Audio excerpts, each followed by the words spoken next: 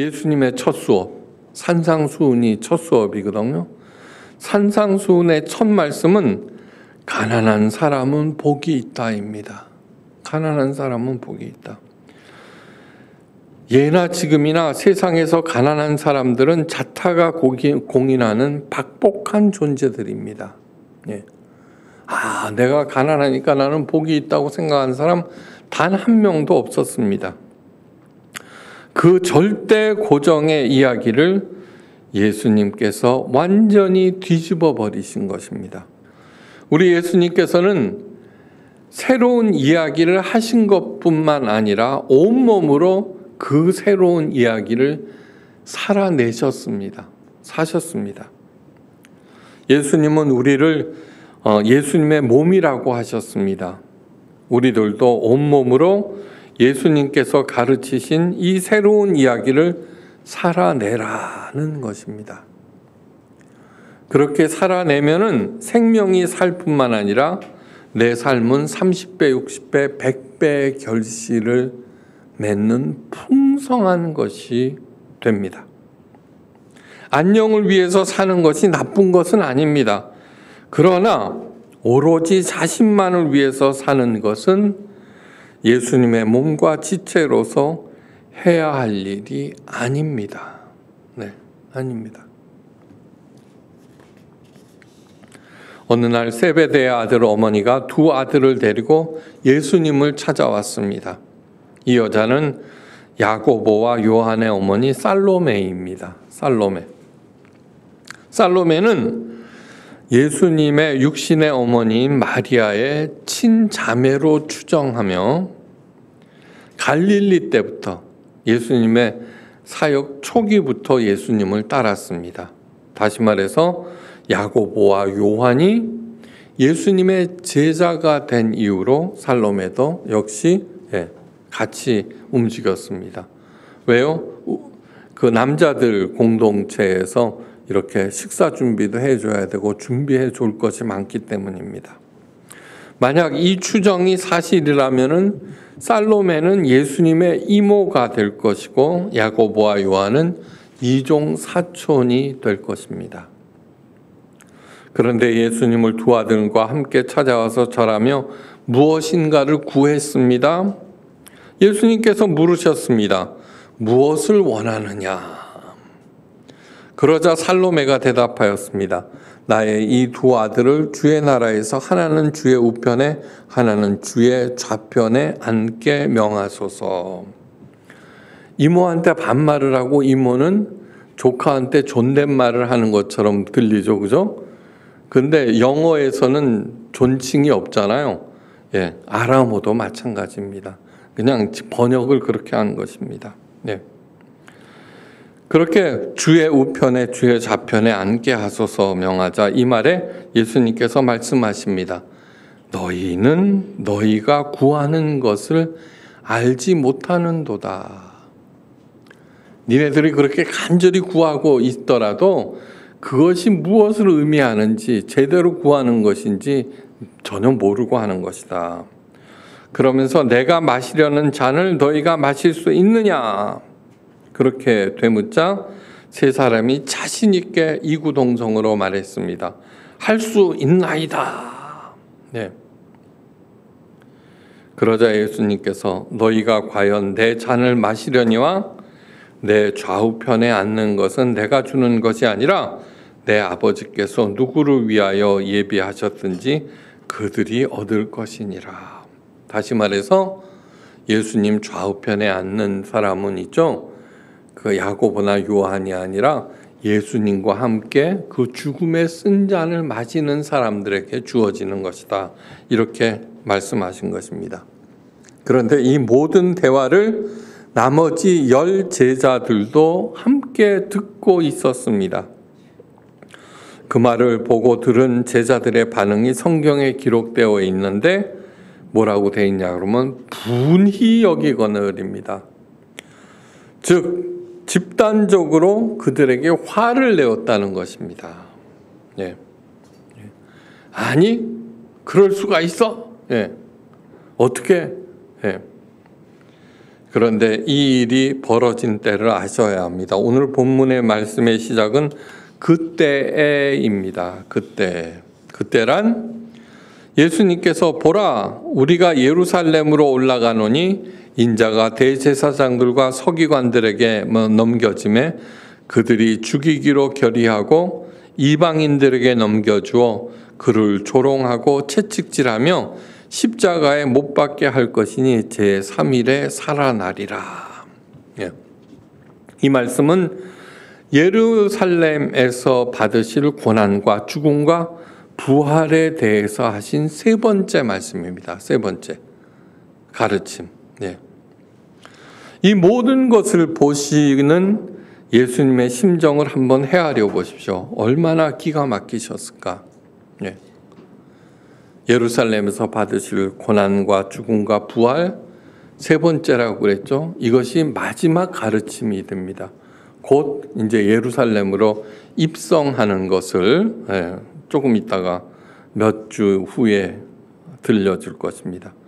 근데 이제 시시각각으로 다가오는 최후의 순간, 그런데 이 제자들이 그러고 앉아 있는 것입니다. 기가 막혔겠죠.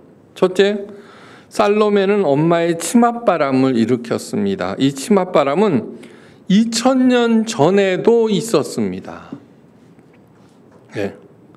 성경에 기록된 최초의 치맛바람은 누구냐 그러면 그 유명한 밧세바가 자기 아들 솔로몬을 왕위로 앉히기 위해서 다윗에게 일으킨 치맛바람입니다. 그러니까 이 치맛바람은 진부하기 짝이 없는 가장 헛 얘기입니다. 얼마나 그 옛날 제가 어린 시절에 그 가난한 시절에도 치맛바람은 있었습니다. 살로메는 예수님의 공생애 내내 예수님을 따라다녔습니다. 그래서 예수님의 가르침에 대해서 제자들만큼이나 훤히 알고 있었습니다. 그런데 예수님의 순환과 죽음에 대한 그 언급도 다 들었을 것입니다. 그런데 예수님의 순환 예고의 말씀 중에 그녀가 주목한 것은 오로지 우리가 예루살렘으로 올라가노니 라는 말입니다. 거리상으로 점점 예루살렘으로 가까워지는 거 알 거 아니에요, 그죠? 지금 창원쯤 들어갔으니까 이제 곧 부산에 들어가겠구나 하는 거 다 알겠죠. 이때를 놓칠 수 없었고 그래서 두 아들을 데리고 조카 앞에 무릎을 꿇었던 것입니다. 예수님을 정치적 메시아로 오해하였고 곧 예루살렘에 올라가면 왕이 될 것이고 이때 우리 두 아들을 좌의정과 우의정으로 앉히리라. 이때를 놓칠 수 없다 이것입니다. 둘째, 야고보와 요한은 예수님의 핵심 제자들입니다. 그럼에도 예수님의 말씀에 귀를 기울이지 않았습니다. 그 엄마의 그 아들. 그래서 이구동성으로 할 수 있나이다 라고 당당하게 대답한 것입니다. 셋째, 나머지 제자들도 똑같이 한심합니다. 이들이 보인 행태에 격분하였는데 그들이 이구동성으로 생각한 것은 분명 집안끼리 다 해먹겠다는 것이구나. 손은 안으로 굽는구나. 예수님마저 그렇게 생각했을 것입니다. 이들이 보인 행태들은 세상 어디에서나 흔히 볼 수 있는 가장 저급한 것들입니다. 가장 저급한. 요번 대선 기간 중에 그죠? 힘 있는 사람들 주변에 모여서 자리 싸움에 몰두하고 언제 어느 때나 있던 아주 오래된 넉마처럼 헌 이야기들입니다. 예수님께서 말씀하십니다.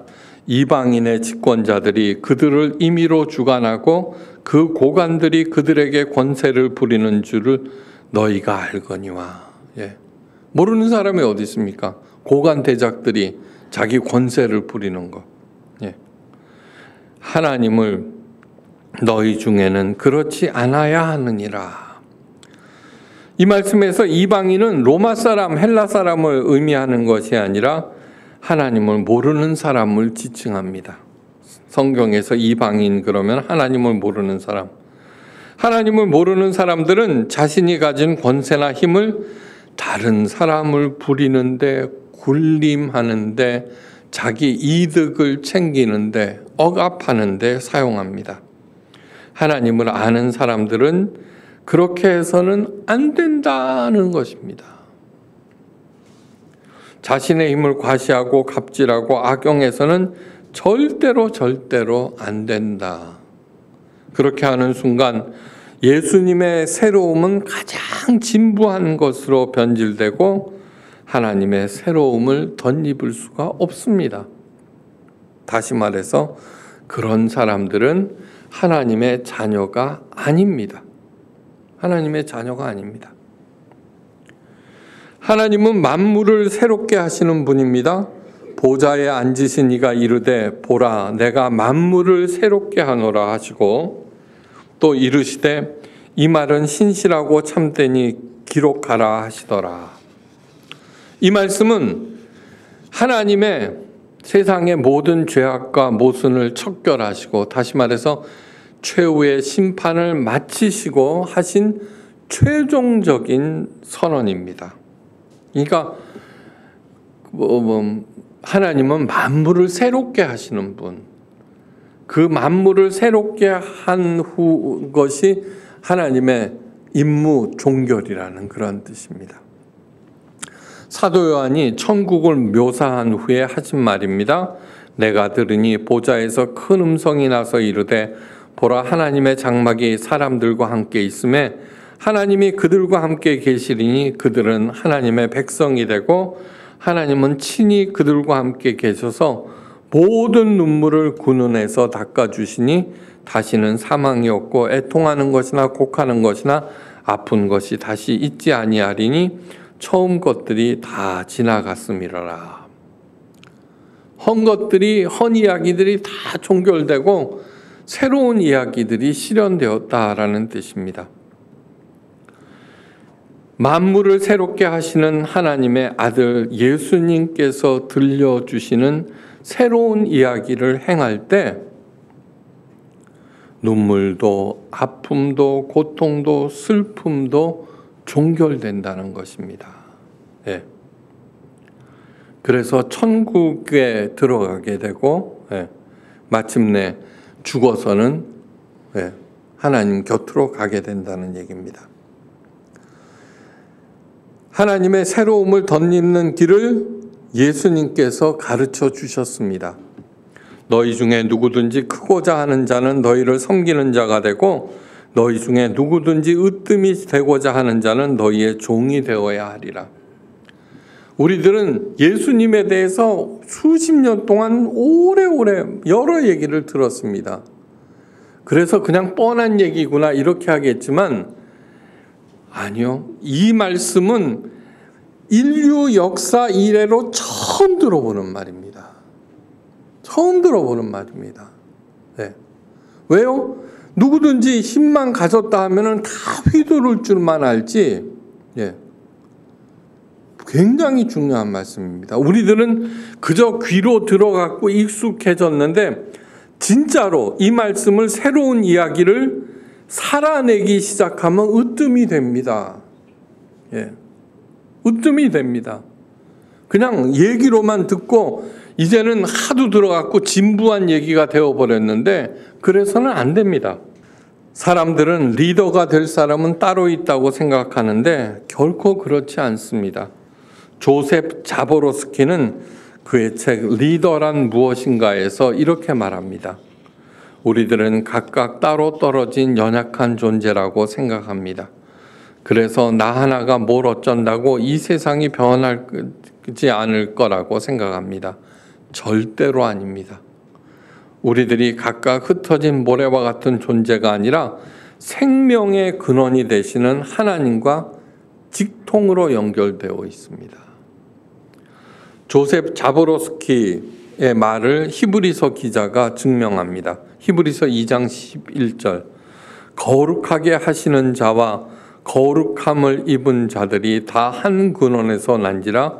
그러므로 형제라 부르시기에 부끄러워 아니하시고. 예수님은 거룩하게 하시는 분, 거룩함을 입은 자들은 곧 우리들입니다.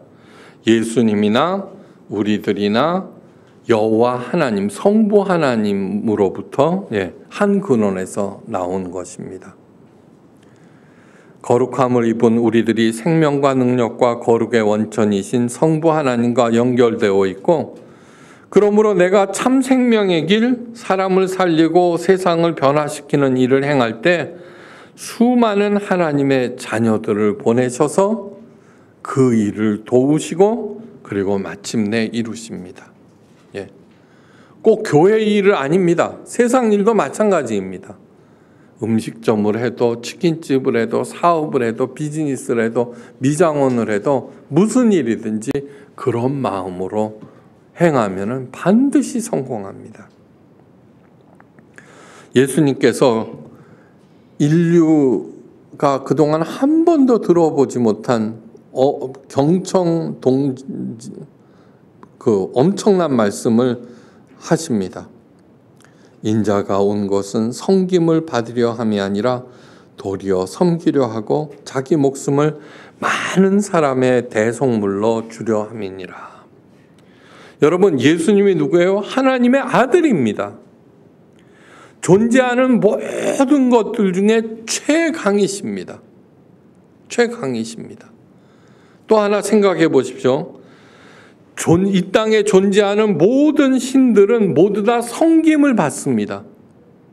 하다못해 죽은 조상님들, 또 섬김을 받습니다.